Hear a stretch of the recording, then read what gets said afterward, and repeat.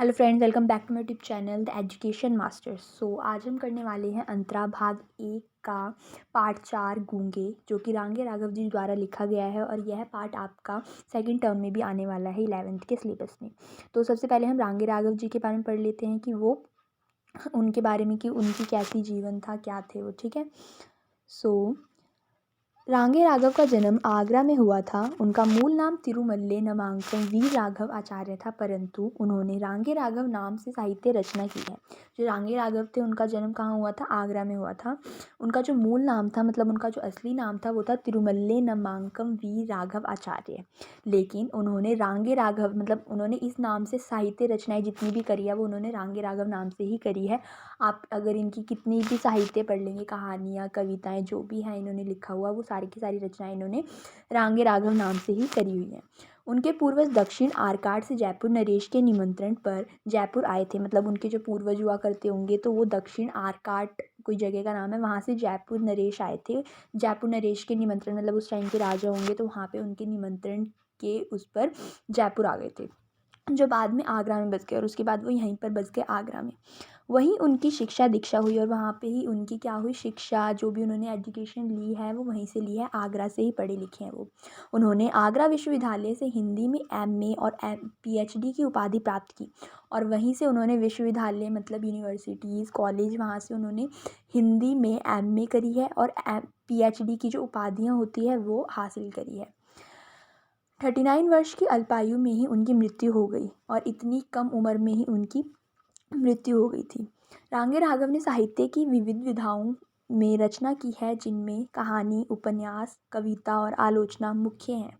उनके प्रमुख कहानी संग्रह हैं राम राज्य का वैभव, देवदासी, समुद्र के फैन, अधूरी मूरत, जीवन के दाने, अंगारे ना बुझें, ऐयाश मुर्दे, इंसान पैदा हुआ। उनके उल्लेखनीय उपन्यास हैं घरोंदा, विषाद मठ, मुर्दों का टीला, सीधा साधा रास्ता, अधूरे अंधेरे के जुगनू, बोलते खंडहर तथा कब तक पुकारूं। मतलब ये सब उन्होंने रचनाएं लिखी हुई हैं और ये उनकी कुछ मेन रचनाएं भी दी गई हैं और कुछ कहानी संग्रह दिए गए हैं। ये वैसे पेपर में नहीं आता अधिकतर, बट आ भी सकता है, सो यू कैन, आपको पढ़ना चाहिए। ठीक है। और इनके लेखकों के बारे में बहुत चीज़ें आ जाती है कि उनका जन्म कब हुआ, मतलब जन्म भी बहुत कम आता है, बट ये आता है कि इस कहानी को किसने लिखा है। तो उनका जन्म हुआ था 1923 में और उनकी मृत्यु हुई थी 1962 में। ठीक है। ऐसे ही और कुछ दे रखा है आगे करके कि सन 1961 में राजस्थान साहित्य अकादमी ने उनकी साहित्य सेवा के लिए उन्हें पुरस्कृत किया। मतलब 1961 में जो राजस्थान के जो साहित्य अकेडमी थी, वहाँ पर उनकी जो साहित्य सेवा है, जो भी उन्होंने अपनी सेवा दी है साहित्य के उसमें फील्ड में, उसके लिए उनको पुरस्कृत किया गया, उनको इनाम दिया गया। उनकी रचनाओं का संग्रह 10 खंडों में रांगे राघव ग्रंथावली नाम से प्रकाशित हो चुका है और उनका जितना भी जो पूरा रचनाओं का जो संग्रह है, सब कुछ मिला के 10 खंडों का जो ग्रंथ है, एक तरीके से रांगे राघव ग्रंथावली नाम से प्रकाशित हो चुका है। अगर आप भी पढ़ना चाहते हैं तो आप पढ़ सकते हैं। रांगे राघव ने 1936 से ही कहानियाँ लिखनी शुरू कर दी थी। उन्होंने 80 से अधिक कहानियाँ लिखी हैं। कैन यू इमेजिन, मतलब उन्होंने इतनी कम एज में, 39 वर्ष की एज में 80 से ऊपर की कहानियाँ लिखी हुई हैं। अपने कथा साहित्य में उन्होंने जीवन के विविध आयामों को रेखांकित किया है। उनकी कहानियों में समाज के शोषित, पीड़ित मानव जीवन के यथार्थ का बहुत ही मार्मिक चित्रण मिलता है। मतलब उन्होंने अपने जो मतलब कथा साहित्य है, जो उनकी जो कला थी, उससे उन्होंने लोगों में, मतलब जो शोषित और पीड़ित लोग होते हैं उनके बारे में बहुत कुछ लिखा है, उनकी जीवन कैसे वो बिताते हैं, उनका बहुत मार्मिक चित्रण किया है। उनकी कहानियाँ शोषण से मुक्ति का मार्ग भी दिखाती हैं। मतलब उनकी अगर आप कहानियाँ पढ़ लोगे तो आपको ये पता चल जाएगा कि आपको शोषण से मुक्ति कैसे मिलेगी। सरल और प्रभावपूर्ण भाषा उनकी कहानियों की विशेषता है। मतलब वो कुछ ज़्यादा इधर उधर करके भाषा नहीं लिखते थे, कुछ ज़्यादा मुश्किल भाषाएं नहीं लिखते थे। वो बहुत ही सरल और प्रभावपूर्ण, मतलब लोगों पर प्रभाव डालने वाली भाषाएं उनकी कहानियों में हमें देखने को मिलती हैं और यही चीज़ उनकी कहानियों की विशेषताएं हैं। अगर जैसे कि कुछ लेखक होते हैं जो बहुत, मतलब ऊबड़ खाबड़ लैंग्वेज लिख देते हैं, जो हमें बच्चों को समझ भी नहीं आती और दूसरों को भी समझ नहीं आती पढ़ने में। सो इनकी जो भाषा है वो बहुत सरल है और बहुत प्रभावपूर्ण है। पाठ्य पुस्तक में संकलित कहानी गूंगे में एक गूंगे किशोर के माध्यम से शोषित भाव की असहायता का चित्रण किया गया है। कभी तो वह मूक भाव से सब अत्याचार सह लेता है और कभी विरोध में आक्रोश व्यक्त करता है। अब इस कहानी में जो इन्होंने लिखी है गूंगे, इसमें क्या है, एक किशोर, किशोर मतलब होता है जैसे जिस एज में हम जी रहे हैं, हम किशोर एज में जी रहे हैं, मतलब 19 तक की जो एज होती है वो किशोर की होती है, ठीक है। तो एक किशोर बच्चा है जो कि गूंगा है, वो पैदाइशी, मतलब उसको सुनता भी नहीं है, तो सुनने की वजह से, ना सुनने की वजह से वो गूंगा भी है, ठीक है। तो उसमें दिखा रखा है कि जो गूंगा है वो कभी तो मतलब एक शोषित ही है, मतलब लोग उसका मजाक उड़ाते हैं, बहुत सारी चीज़ें करते हैं उसके साथ। तो कभी तो वह मतलब कभी तो वह मुंह बंद करके सब कुछ सुनता रहता है, सब कुछ अत्याचार सहता रहता है, और कभी वो विरोध करने का, आक्रोश करना, व्यक्त करना शुरू कर देता है, मतलब कभी वो लड़ना भी शुरू कर देता है, कभी कभी वो चुपचाप सहता रहता है जो भी उसके साथ होता है। लेखक ने दिव्यांगों के प्रति समाज में व्याप्त संवेदनहीनता की रेखांकित किया है।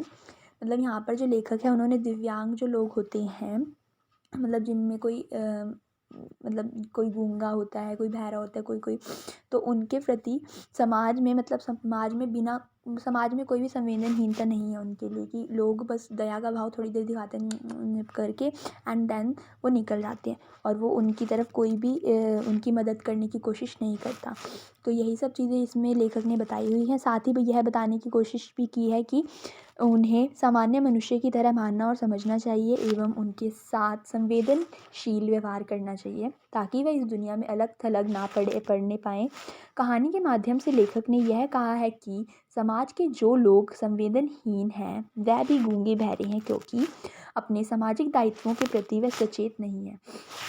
तो इस कहानी के साथ साथ उन्होंने इस कहानी में समझाने की कोशिश करी है कि हमें उन गूंगों, और जितने भी, सिर्फ यहाँ पे गूंगों की बात नहीं करी गई है, जितने भी दिव्यांग लोग होते हैं उनके प्रति हमें एक सम्मान का भाव रखना चाहिए, और हमें उन्हें अपने जैसा समझना चाहिए, ऐसा नहीं समझना चाहिए कि अलग है, ताकि वो अलग थलग ना पड़े रहें इस दुनिया में, ठीक है। और कहानी के माध्यम से जो लेखक है वो यह भी कहना चाहते हैं कि समाज में जो लोग संवेदनहीन हैं, जिनके अंदर बिल्कुल भी संवेदनता नहीं है इन लोगों के प्रति या फिर किसी भी चीज़ के प्रति, तो वह भी गूंगे बहरे ही हैं, क्योंकि अपने सामाजिक दायित्वों के प्रति वे सचेत नहीं है, मतलब उन्हें पता ही नहीं कि हमें क्या करना चाहिए, क्या नहीं करना चाहिए।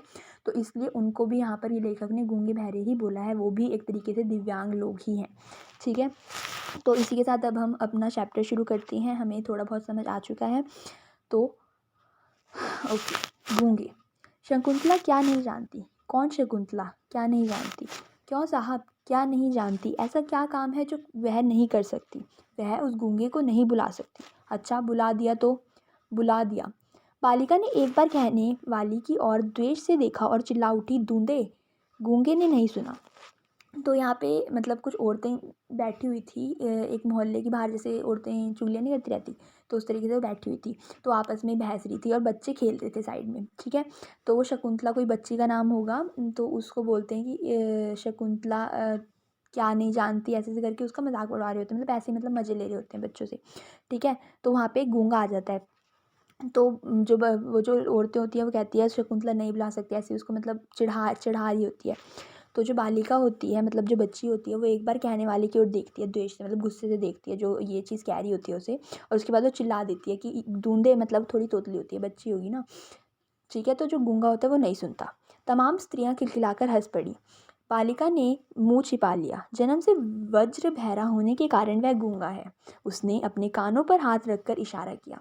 अब क्या होता है कि जो बालिका होती है, जब वो कहती है, मतलब जब वो बच्ची बहुत चिल्ला के कहती है कि दूंदे, तो तब तो गूंगा नहीं सुनता, ठीक है, उसको सुनाई नहीं देता। फिर जो तमाम स्त्रियां होती हैं, जितनी वहाँ पे बैठी होती हैं चुगलियाँ मारने के लिए, वो खिलखिलाकर हंसने लग जाती हैं, ठीक है, मतलब बहुत ज़्यादा हंसती है, हा करने लग जाती है, ठीक है। तो जो बालिका होती है, जो बच्ची होती है, वो अपना मुँह छिपा लेती है, मतलब ऐसे ही थोड़ा वो मज़े चल रहे होते हैं वहाँ पे, ठीक है। अब यहाँ पे बताया हुआ है कि जो जन्म से वज्र बहरा होने के कारण वह गूंगा है, मतलब जो यहाँ पे गूंगे की बात करी गई है, वो जन्म से ही बहरा है। तो बहरा होने के कारण वो बोल भी नहीं पाता, क्योंकि हमारी जो बोलने की क्षमता होती है वो तभी आती है जब हम सुन पाएँ। बचपन से जो बच्चा बहरा होगा वो गूंगा भी होगा, ठीक है। उसने अपने कानों पर हाथ रखकर इशारा किया। तो वो कैसे बताता है, वो खुद ही मतलब बता रहा होता है कि मैं बचपन से ही गूंगा हूँ, गूंगा और बहरा हूँ, ठीक है। और वो ऐसे अपनी इशारे, जैसे गूंगे और बहरे लोग मतलब जो होते हैं वो ऐसे करके अपने इशारों की, हाथों की उससे थोड़ा एक्शन कर करके दिखाते हैं। तो ऐसे करके वो गूंगा भी दिखाते हैं। सब लोगों को उसमें दिलचस्पी पैदा हो गई। जैसे तोते को राम राम कहते सुनकर उसके प्रति हृदय में एक आनंद मिश्रित कुतूहल उत्पन्न हो जाता है। तो जो सारे लोग होते हैं, आप सारे के सारे उस पर इंटरेस्ट लेने लग जाते हैं कि हाँ भाई ये कैसा अजीब सा है, मतलब हाथ हाथ से ऐसे कर करके दिखा रहा है इशारे। जैसे तोता जो होता है, जो जो मिट्ठू तोता होता है, उसको आप कुछ भी बोलोगे तो साथ साथ बोलता है कि अगर आप बोलोगे राम राम तो ये भी राम राम बोलेगा, है ना। तो उसमें भी बच्चों को दिलचस्पी हो जाती है बहुत ज़्यादा। तो ऐसे ही मतलब लोगों को अब मज़ा आने लग गया कि वो भी कैसे कर रहा है वो गूंगा, तो सब उसकी तरफ देखने लग गए। चमेली ने उंगलियों से इंगित किया, फिर मतलब जो चमेली थी उस उन्हीं औरतों में से एक चमेली नाम की महिला थी, जिसने क्या करा, उंगलियों से वो भी मतलब इशारों से बात करने लग गई उसके साथ, क्योंकि वो सुनता नहीं था वो भी, और ना वो बोल सकता था। तो उससे इशारे में बात करोगे तो ही उसको समझ आएगा, और वो इशारे में बात करोगे तो आपको समझ आएगा, ठीक है। तो वो उस इशारों में करती है कि मतलब पूछने की कोशिश करती है। फिर मुंह के आगे इशारा करके गूंगे ने बताया, भाग गई। कौन? फिर समझ में आया, जब छोटा ही था तब माँ जो घूंघट काटती थी छोड़ गई, क्योंकि बाप अर्थात बड़ी बड़ी मूछें मर गया था। और फिर उसे पाला है किसने? यह तो समझ में नहीं आया, पर वह लोग मारते बहुत हैं। तो क्या होता है कि मतलब गूंगा अपनी ना सारी की सारी चीज़ें बता रहा होता है, बहुत इशारे इशारे कर करके, ठीक है। तो मुंह के आगे इशारा करते हुए गूंगे ने बताया कि भाग गई। पहले तो वो होती है, तो वो जो चमेली होती है वो पूछती है कौन भाग गई। तो मतलब यहाँ पे ये बताया हुआ है कि उसकी जो मम्मी थी, उसकी जो माँ थी, वो बचपन में ही भाग गई थी उसे छोड़ के, ठीक है। क्योंकि उसका जो बाप था वो बचपन में ही वो जब छोटा था तभी वो मर गए थे, ठीक है। तो फिर वो जो चमेली होती है वो पूछती है इशारे में कि फिर तुम्हें किसने पाला।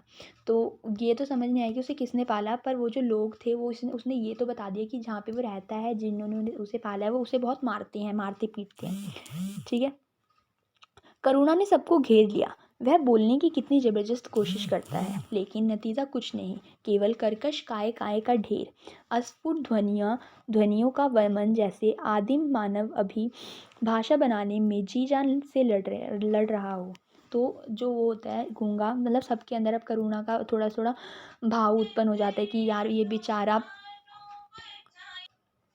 तो उसके बाद क्या होता है, जो सब लोग होते हैं उनके अंदर थोड़ा करुणा का भाव पैदा हो जाता है, और वह मतलब वो सोचते हैं कि ये कितनी बोलने की कितनी ज़बरदस्त कोशिश करता है, पर बेचारा बोल नहीं पाता, लेकिन नतीजा कुछ नहीं आता, मतलब वो बोल नहीं पाता बेचारा, और सिर्फ कर्कश, मतलब उसके अंदर से एक बहुत चीख सी, जैसे ऐसी आवाज़ निकलती थी, मतलब वो बहुत बोलने की कोशिश करता है तो गले से बहुत अजीब सी पतली सी आवाज़ निकलती है, जैसे कुत्ता जब रो रहा होता है उस टाइप की। तो सिर्फ वो ऐसे ही ध्वनियाँ निकाल के रह जाता था, वो बेचारा अपनी बात कह नहीं पाता था। चमेली ने पहली बार अनुभव किया कि यदि गले में काकल तनिक ठीक नहीं हो तो मनुष्य क्या से क्या हो जाता है। कैसी यातना है कि वह अपने हृदय को उगल देना चाहता है किंतु उगल नहीं पाता। तो जो चमेली होती है उसके अंदर बहुत मतलब दया सी आ जाती है उसके प्रति, कि वो सोचती है, ने पहली बार मतलब उसने ये सब चीज़ें पहली बार देखी थी। तो वो सोचती है कि एक गले में थोड़ी सी दिक्कत होने के कारण क्या हो जाता है, क्या से क्या हो जाता है, और कोई कितनी यातना झेलनी पड़ती है। और आप जो आपके दिल की बात है वो आप उगल भी नहीं सकते, कहना भी चाहते हो लेकिन उगल नहीं सकते, बता नहीं सकते लोगों को।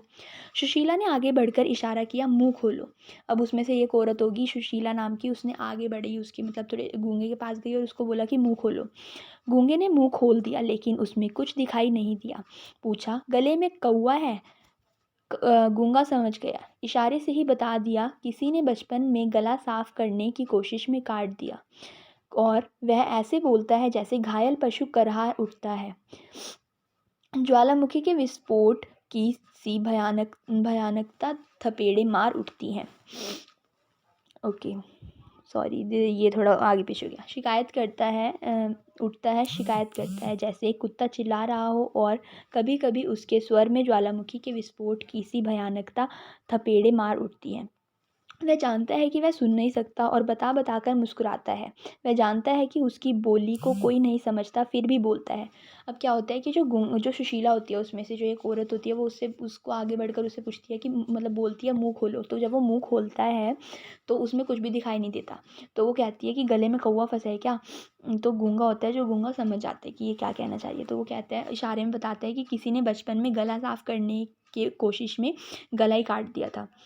तो वो ऐसे-ऐसे करके मतलब अब वो ऐसे बोलता है जैसे किसी कोई घायल पशु होता है, किसी पशु को मतलब चोट लगी होती है, तो वो जब कर्रा रहा होता है ना, और या फिर जैसे कुत्ता रो रहा होता है, उस तरीके से उसके अंदर से एक अजीब-सी आवाज़ निकलती है उसके गले में से, ठीक है? और जो गूंगा है वो ये बात जान के मतलब मुस्कुराता भी रहता है उनके आगे। उसे पता है कि मैं बोल नहीं सकता, फिर भी वो समझाने की कोशिश करता है सबको कि मैं क्या कहना चाह रहा हूँ, ठीक है। सुशीला ने कहा, इशारे गजब के करता है, अकल बहुत तेज है। पूछा, खाता क्या है, कहाँ से मिलता है? तो सुशीला होती है, अब वो सोचती है कि वो कहती है कि इशारे तो भाई गजब के करता है, ये मतलब समझ आ जाते हैं, है ना, और अकल भी बहुत तेज है इसकी। तो फिर वो क्या पूछती है कि खाता क्या है, कहाँ से मिलता है, मतलब तू खाता क्या है? तो वो कहता है, वह कहानी ऐसी है जिसे सुनकर सब स्तंभ बैठे हैं। हलवाई के यहाँ रात भर लड्डू बनाए हैं, कढ़ाई मांजी है, नौकरी की है, कपड़े धोए हैं, सबके इशारे हैं, लेकिन गूंगे का स्वर चित्कार में परिवर्तित हो गया। सीने पर हाथ मारकर इशारा किया, हाथ फैलाकर कभी नहीं मांगा, भीख नहीं लेता। भुजाओं पर हाथ रखकर इशारा किया, मेहनत का खाता हूँ, और पेट बजाकर दिखाया, इसके लिए। मतलब वो क्या कहते हैं, जो औरतें होती है वो कहती है तुम खाते कैसे हो, तो वो अलग अलग इशारे करना फिर से शुरू कर देता है कि मतलब कभी रात भर लड्डू बनाए हैं, कढ़ाई मांजी है, नौकरी की है, कपड़े धोए हैं, ये सब के इशारे करता है। लेकिन जो गूंगा होता है वो बहुत अजीब सा हो जाता है, थोड़ा दुखी दुखी सा।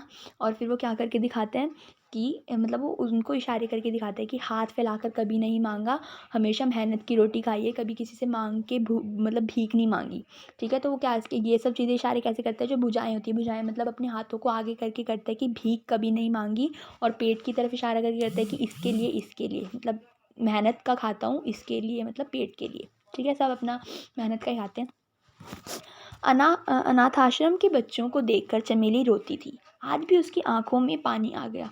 वह सदा से ही कोमल है। सुशीला से बोली, इसे नौकर भी तो नहीं रखा जा सकता। अब जो अनाथ आश्रम के जो बच्चे होते हैं ना, वहाँ पे मतलब जो चमेली थी, चमेली एक ऐसी लेडी थी वहाँ पर जो बहुत ज़्यादा दयालु टाइप की थी, ठीक है। तो वो पहले भी अनाथ आश्रम के जो बच्चे होते थे जब उसे दिखते थे तो उन्हें भी देखकर वो रोया करती थी। तो आज भी उसकी आंखों में आंसू आ गए इस गूंगे को देख के। तो जो वो फिर सुशीला से बोलती है कि यार इसे तो नौकर भी नहीं रख सकते हैं, मतलब इसे क्या ही नौकर भी क्या ही रखेंगे। पर गूंगा उस समय समझ रहा था। वह दूध ले आता है, कच्चा मंगाना हो तो थन काटने का इशारा कीजिए, औंटा हुआ मंगवाना हो तो हलवाई जैसे एक बर्तन से दूध दूसरे बर्तन में उठाकर डालता है वैसी बात कहिए। साग मंगवाना हो तो गोल गोल कीजिए या लंबी उंगली दिखाकर समझाइए, और भी। तो क्या होता है, जो गूंगा होता है वो उनकी सारी बातें समझ रहा होता है, तो वो फिर ना इशारा करना शुरू कर देता है कि आप मेरे से कोई भी काम करवा सकते हो, ऐसे करना हो तो ऐसे करना है, ऐसे इशारे करना, मैं समझ जाऊँगा। तो वो मतलब उनको समझा रहा होता है। और चमेली ने इशारा किया, हमारे यहाँ रहेगा। फिर जो चमेली होती है वो उसे पूछती है, हमारे यहाँ रहेगा मतलब हमारे घर में रहेगा तू? गूंगे ने स्वीकार तो किया किंतु हाथ से इशारा किया, क्या देगी खाना? तो मतलब अब गूंगा जो होता है वो स्वीकार तो कर लेता है, एक्सेप्ट तो कर लेता है, लेकिन वो फिर पूछता है कि क्या देगी तू, मतलब मैं अगर तेरे घर रह भी लूँगा, काम भी करूँगा, तो तू मेरे को क्या देगी, खाना? हाँ कुछ पैसे। चमेली ने सिर हिलाया। तो कहती है, हाँ कुछ पैसे भी दूंगी मैं, ठीक है। 4 उँगलियाँ दिखा दो। गूंगे ने सीने पर हाथ मारकर जैसे कहा, तैयार है, 4 रुपये। तो अब वो क्या हो जाती है, चमेली होती है वो उसे 4 रुपये में रख लेती है, 4 रुपये महीना, और साथ में खाना पीना छत वत सब कुछ वो देती है उसे, ठीक है। सुशीला ने कहा, पछताओगी, भला यह क्या काम करेगा? तो जो सुशीला होती है उसी में से एक औरत, वो कहती है पछताओगी, तो मतलब पहले जो लोग होते हैं उनका काम यही होता है, वो पहले ही सुनाने लग जाती है कि पछताओगी तुम, मत करो ऐसे, भला ये क्या ही काम करेगा, ऐसे इसको रख रही हो तुम, मुझे तो दया आती है बेचारे पे। चमेली ने उत्तर दिया, ना ही बच्चों की तबीयत बहलेगी। अब जो चमेली होती है वो बहुत दया वाली लेडी होती है, तो उससे वो क्या कहती है उसे कि मुझे तो भाई दया आती है इस पे, और कुछ नहीं भी करेगा तो बच्चों का मन ही बहल जाएगा, क्योंकि वो बच्चों की उम्र का ही तो था। उसके 2 बच्चे थे, शकुंतला और दूसरा एक यहाँ पे आएगा, उसके बारे में पढ़ेंगे, बसंता, ठीक है। उसके 2 बच्चे थे, चमेली के बसंता, और जो अभी हमने शुरू में पढ़ी थी शकुंतला। तो वो भी किशोरावस्था में ही थे, और ये जो था गूंगा ये भी उसी में था। तो वो कहती है कि कुछ नहीं भी करेगा तो यार मेरे बच्चों का मन ही बहल जाएगा। घर पर बुआ मारती थी, फूफा मारता था, क्योंकि उन्होंने उसे पाला था। वह चाहते थे कि बाजार में पल्लेदारी करे, 12-14 आने कमाकर लाए और उन्हें दे दे। बदले में वह उसके सामने बाजरे और चने की रोटियां डाल दे। अब गूंगा घर भी नहीं जाता, यही काम करता है। बच्चे चिढ़ाते हैं, कभी नाराज़ नहीं होता। चमेली के पति सीधे साधे आदमी हैं, पल जाएगा बेचारा, किंतु वे जानते हैं कि मनुष्य की करुणा की भावना उसके भीतर गूंगेपन की प्रतिछाया है। वह बहुत कुछ करना चाहता है किंतु कर नहीं पाता। इस तरह दिन बीत रहे हैं। अब क्या होता है, वो उसे अपने घर में रख लेती है, ठीक है। और फिर घर में वो जो गूंगा होता है, धीरे धीरे सारी चीज़ें बताना शुरू कर देता है। वो बताते हैं कि उसको बुआ मारती थी, उसकी बुआ फूफा मारते थे, और वो चाहते थे, मतलब उन्होंने ही उसे पाला है उसकी माता पिता की मृत्यु के बाद। और वो जो लोग थे वो चाहते थे कि ये काम वाम करे, थोड़ा 12-14 आने कमा कर हमारे घर में लेकर आए। और वो जो गूंगा था इसी मारे वो भाग जाता था उनके घर से। तो अब वो उनके घर जाता ही नहीं है, और बदले में वो जो लोग थे वो इसे सिर्फ़ और सिर्फ एक उसके सामने बाजरे और चने की रोटियां डाल देते थे कि खा ले भाई तू, ठीक है। तो अब जो गूंगा है वो घर भी नहीं जाता, यही काम करता रहता है। बच्चे चिढ़ाते हैं उसे, कभी नाराज़ नहीं होता, मतलब वो सब चीज़ें झेलता रहता है अपने ऊपर, ठीक है। उसके बाद पल जाएगा बेचारे। अब जो चमेली है, उसके जो पति हैं वो भी एक सीधे साधे आदमी है, तो वो भी वो कुछ कहते नहीं कि क्यों रखा क्या रखा। वो कहते हैं चल ठीक है, रख लिया तो रख लिया, क्योंकि उन्हें पता है कि एक इंसान के अंदर जो संवेदनशील जो भावना होती है वही उसके गूंगेपन का वो होती है, प्रतिछाया होती है, ठीक है। अब क्या होता है, वो ये बता रहे हैं यहाँ पे कि जो गूंगा है वो बहुत कुछ करना चाहता है, बहुत कुछ कहना चाहता है, लेकिन वो कर नहीं पाता, कह नहीं पाता। इसी तरह भी उसके जो दिन होते हैं चमेली के घर में बीतते रहते हैं, ठीक है। चमेली ने पुकारा गूंगे, किंतु कोई उत्तर नहीं आया। उठकर ढूंढा, कुछ पता नहीं लगा। बसंता ने कहा मुझे तो कुछ नहीं मालूम। अब चमेली होती है वो पुकारती है उसे गूंगे चिल्ला के, मतलब, ठीक है। तो लेकिन किंतु कोई भी जवाब नहीं आता कहीं से भी, ठीक है। उठकर ढूंढती है इधर उधर, कुछ पता नहीं लगा, मतलब कुछ भी नहीं दिखता। तो जब बसंता ने कहा, जो उसका बच्चा होता है वो कहता है कि मुझे तो कुछ नहीं मालूम भाई। भाग गया होगा, पति का उदासीन स्वर सुनाई दिया। सचमुच वह भाग गया था। कुछ भी समझ में नहीं आया। चुपचाप जाकर खाना पकाने लगी। क्यों भाग गया? नाली का कीड़ा। एक छत उठाकर सिर पर रख दी, फिर भी मन नहीं भरा। दुनिया हंसती है, हमारे घर को अब अजायब घर का नाम मिल गया है। किस लिए? जब बच्चे और वह भी खाकर उठ गए तो चमेली बची रोटी कटोर दान में रखकर उठने लगी। एकाएक द्वार पर कोई छाया हिल उठी। वह गूंगा था। हाथ में इशारा किया, भूखा हूँ। तो क्या होता है, जो चमेली होती है, मतलब उसका जो चमेली का जो पति होता है वो कहता है भाग गया होगा बेचारा, मतलब बहुत उदासीन स्वर में, बहुत दुखी दुखी उसमें आवाज़ में बोलता है कि भाग गया होगा वो। और वो सच जो गूंगा था वो सचमुच भाग गया था।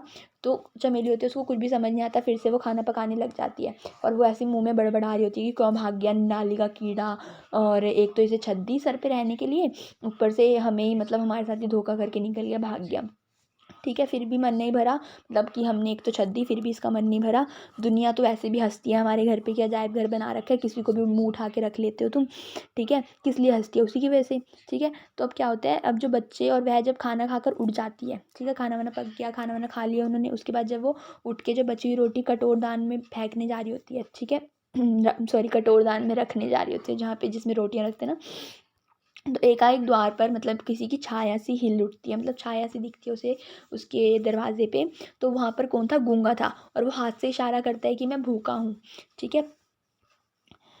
काम तो करता नहीं भिखारी, फेंक दी उसकी और रोटियां। रोज से पीठ मुड़कर खड़ी हो गई, किंतु गूंगा खड़ा रहा, रोटियां छुई तक नहीं। देर तक दोनों चुप रहे, फिर ना जाने क्यों गूंगे ने रोटियां उठा ली और खाने लगा। चमेली ने गिलासों में दूध भर दिया, देखा गूंगा खा चुका है।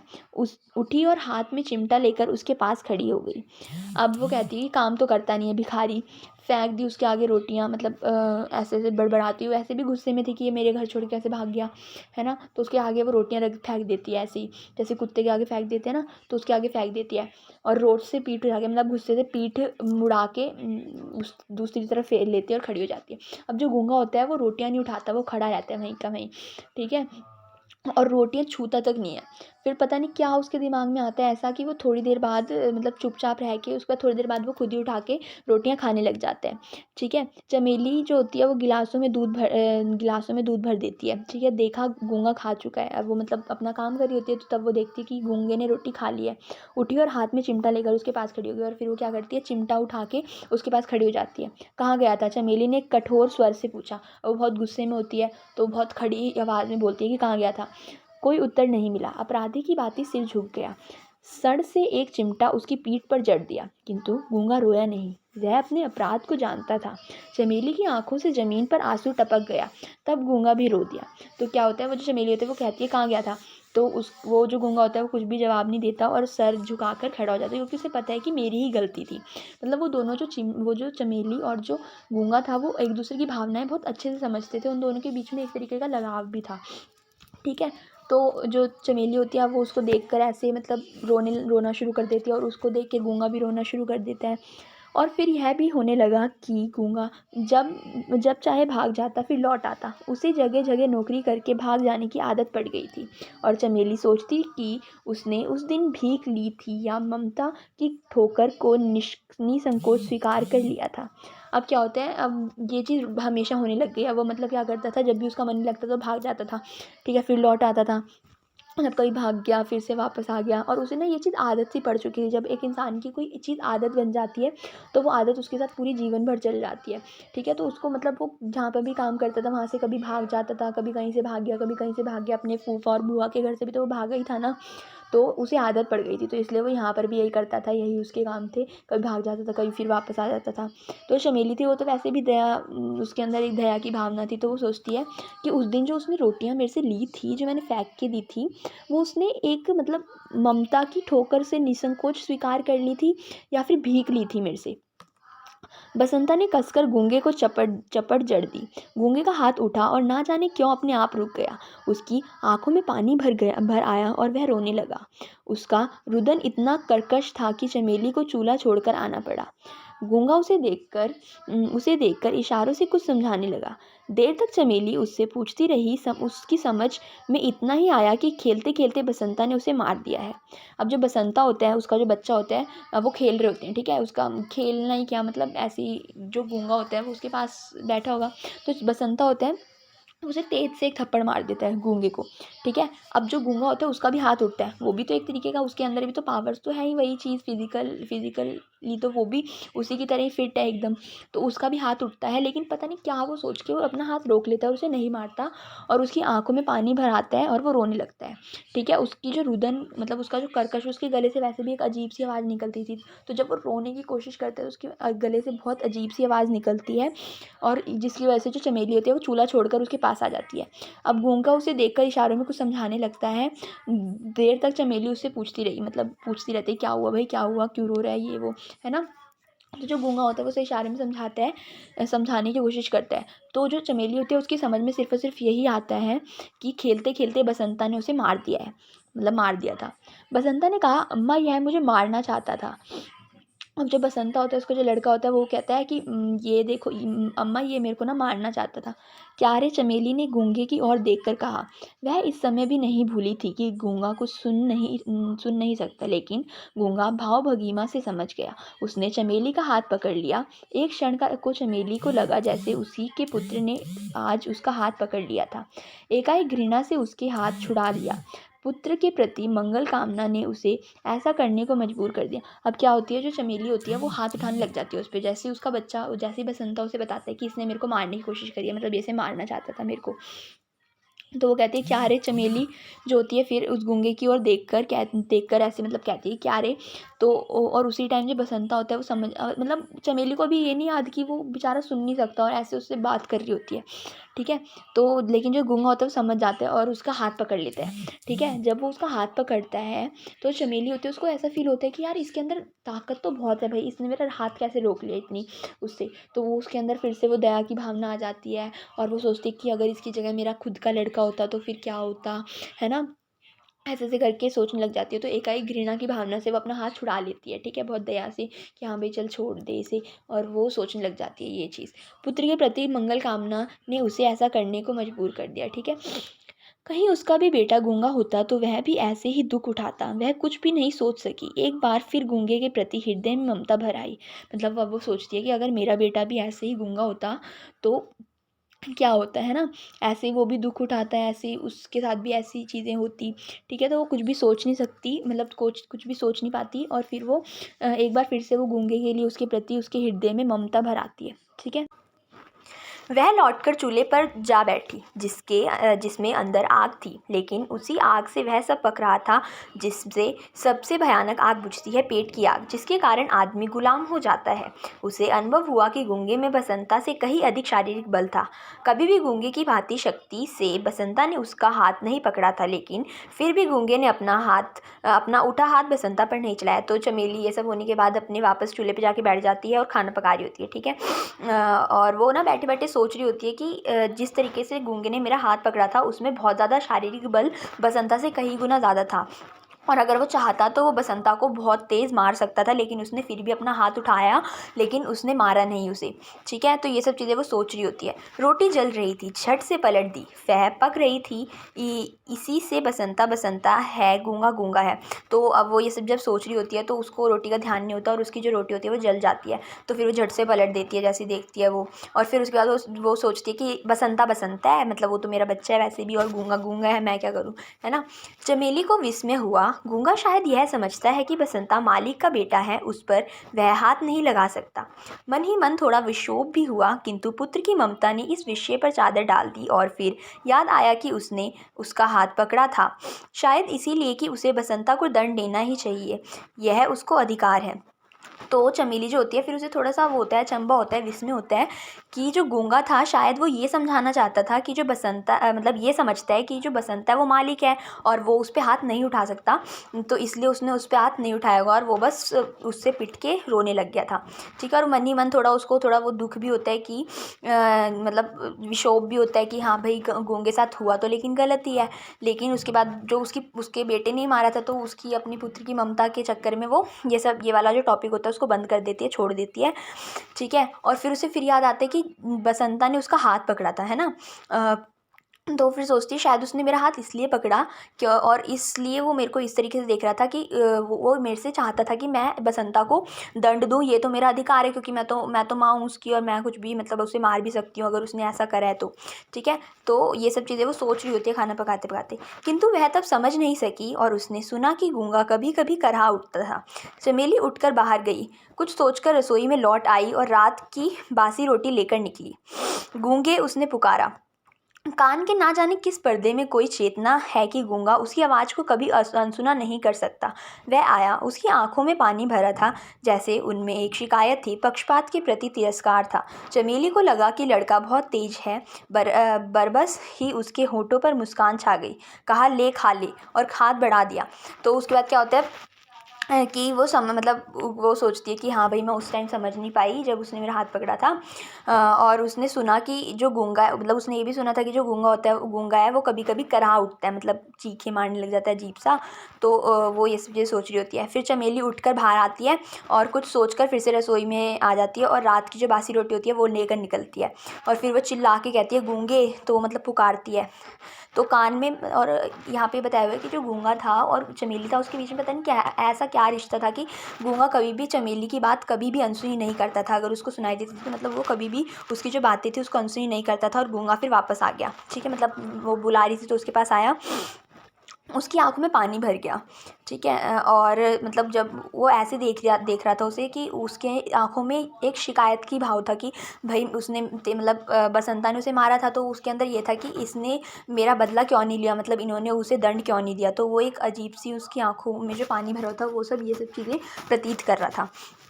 ठीक है, उसके बाद क्या होता है कि जो चमेली होती है वो फिर रोटी दे के उसे कहती है कि ले खा ले, और हाथ बढ़ा देती है। गूंगा इस स्वर की इस सब की उपेक्षा नहीं कर सकता। वह हंस पड़ा। अगर उसका रोना एक अजीब दर्दनाक आवाज़ थी तो यह हंसना और कुछ नहीं। एक अचानक गुर्राहट से चमेली के कानों में बज उठी। उसे अमानवीय स्वर को सुनकर वह भीतर ही भीतर काँप उठी। यह उसने क्या किया था? उसने एक पशु पाला था जिसके हृदय में मनुष्य की सी वेदना है। अब क्या होता है, जो गूंगा होता है वो इस स्वर में इस सब की उपेक्षा नहीं कर सकता था। मतलब जैसे वो रोटियां दे रही थी और ये सब चीज़ें, उसको नहीं लगा, उसे लगा नहीं था कि ये मेरे साथ ऐसे करेगी, है ना। तो वो रोने लग जाता है, फिर वो अचानक से हंसने हंसने लग जाता है। तो जो चमेली होती है, जितना जितना दर्द उसके रोने में था उतना ही दर्द उसके हंसने में भी था। ठीक है, जब वो हंसता था तो भी पता चलता था कि ये कितनी पीड़ा में, और जब वो रोता था तब भी। तो ऐसी चीज़ उसने कभी सुनी नहीं थी चमेली ने, तो उसे बहुत अचंभा होता है। ठीक है, और वो फिर सोचती है कि मैंने एक ऐसा पशु पाला है, एक ऐसा जानवर, मतलब पशुओं का क्या होता है, वो बोल नहीं सकते, आपकी बातें समझ नहीं सकते। ठीक है, तो वो कहती है कि वो सोचने लग जाती है कि मैंने एक ऐसा ऐसा पशु पाल लिया है जो जिसके अंदर मनुष्य जैसी वेदनाएं तो हैं, मनुष्य जैसी, मतलब लोगों जैसी, बाकी लोगों जैसी ही उसके अंदर भावनाएं हैं, फीलिंग्स है, लेकिन वो बेचारा दूसरों को बता नहीं पाता कि मैं क्या सोच रहा हूँ, मैं क्या फील कर रहा हूँ। ठीक है,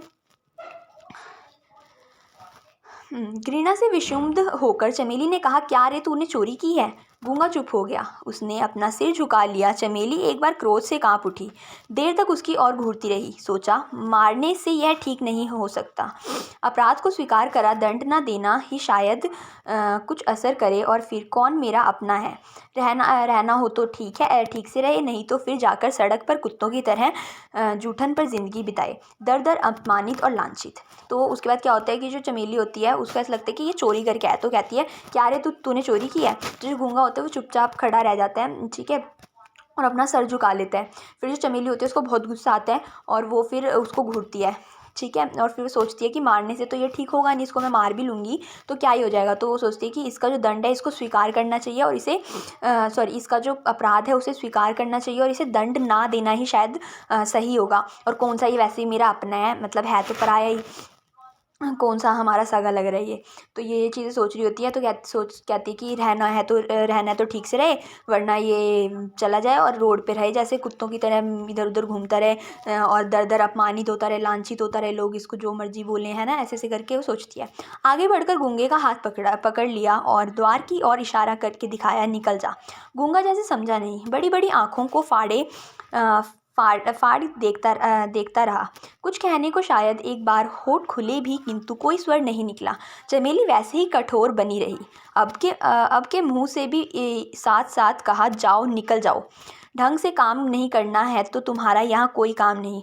नौकर की तरह रहना है, रहो, नहीं तो बाहर जाओ। यहाँ तुम्हारे नखरे कोई नहीं उठा सकता, किसी को भी इतनी फुर्सत नहीं है, समझे। तो अब क्या होता है, जो अब चमेली ये सोच रही थी, और उसके बाद क्या करती है, वो आगे बढ़ के जो गूंगे का हाथ होता है वो पकड़ लेती है और दरवाजे की तरफ इशारा करके बोलती है, निकल जा। तो पहले पहले तो गूंगे को समझ नहीं आता कि ये क्या बोल रही है, और बड़ी बड़ी आंखों से देख रहा होता है उसे। उसके बाद वो मुंह से ही बोलती है कि निकल जाए यहाँ से, मतलब वो दरवाजे की तरफ इशारा करके कहती है कि निकल जा मेरे घर से। नौकरों के काम वाम तो तू वैसे भी नहीं करता, नौकरों की तरह अगर रहना हो तो रह मेरे घर, वरना भग जा यहाँ से, चले जा। ठीक है, उसके बाद जो गूंगा फिर वो बहुत सारी चीज़, मतलब नाशना बकरी होती है, ऐसी कठोर रहती है, और उसे घर से निकाल देती है। कहती है कि तेरे यहाँ पे तेरे नखरे उठाने वाला कोई नहीं है, इतनी फुर्सत नहीं है किसी को, समझे, ये वो बहुत सारी चीज़ें उसे बोल देती है। और फिर चमेली आवेश में आकर चिल्ला उठी, मक्कार, बदमाश, पहले कहता था भीख नहीं मांगता और सबसे भीख मांगता है, रोज रोज भाग जाता है, पत्ते चाटने की आदत पड़ गई है। कुत्ते की दुम क्या कभी सीधी होगी? नहीं, नहीं रखना है हमें, जा तू इसी वक्त निकल जा। तो ऐसे से उसे और सुना रही होती है। फिर जो चमेली होती है वो और भी चिल्ला चिल्ला के कहती है कि मक्कार, बदमाश, पहले तो बड़ा कहता था कि मैं भीख नहीं मांगता, ये नहीं करता, वो नहीं करता, और रोज रोज यहाँ से हमारे घर से भाग जाते, एक तो तेरे को रहने के लिए छत दी, कुत्ते की दुम कभी सीधी होती है, जैसा तू है वैसे रहेगा, हमें नहीं रखना तेरे को, निकल जा यहाँ से हमारे घर से, अभी इसी वक्त निकल जा। ठीक है, ऐसे से वो बहुत चीज़ें सुना देती है। किंतु वह शोभ, वह क्रोध, सब उसके सामने निष्फल हो गए। जैसे मंदिर की मूर्ति कोई उत्तर नहीं देती, वैसे ही उसने भी कुछ नहीं कहा, केवल इतना समझ सका कि मालकिन नाराज है और निकल जाने को कह रही है। इसी पर उसे अचरज और अविश्वास हो रहा है। अब लेकिन क्या होता है कि आगे से अब गूंगा बहरा है, तो उसे तो कुछ सुनाई भी नहीं दे रहा था कि क्या बोली जा रही है, क्या लगी हुई है, मतलब बोलने में।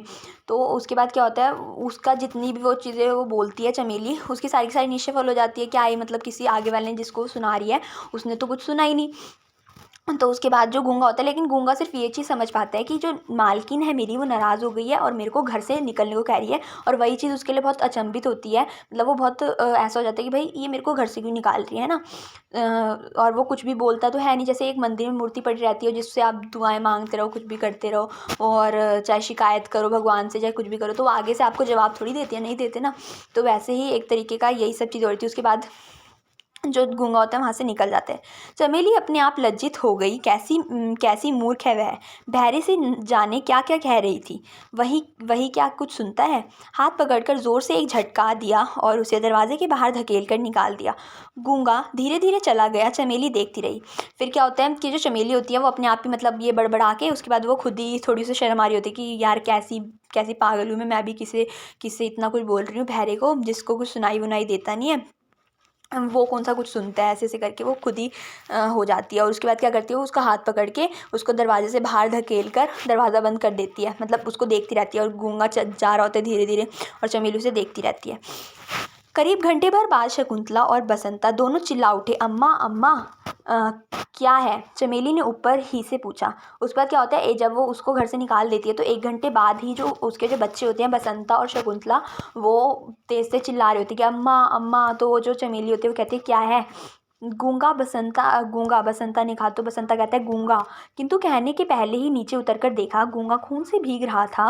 उसका सर फट गया था। वह सड़क के लड़कों से पिट कर आया था, क्योंकि गूंगा होने के नाते वह उनसे दबना नहीं चाहता था। दरवाजे की दहलीज पर सिर रखकर वह कुत्ते की तरह चिल्ला रहा था।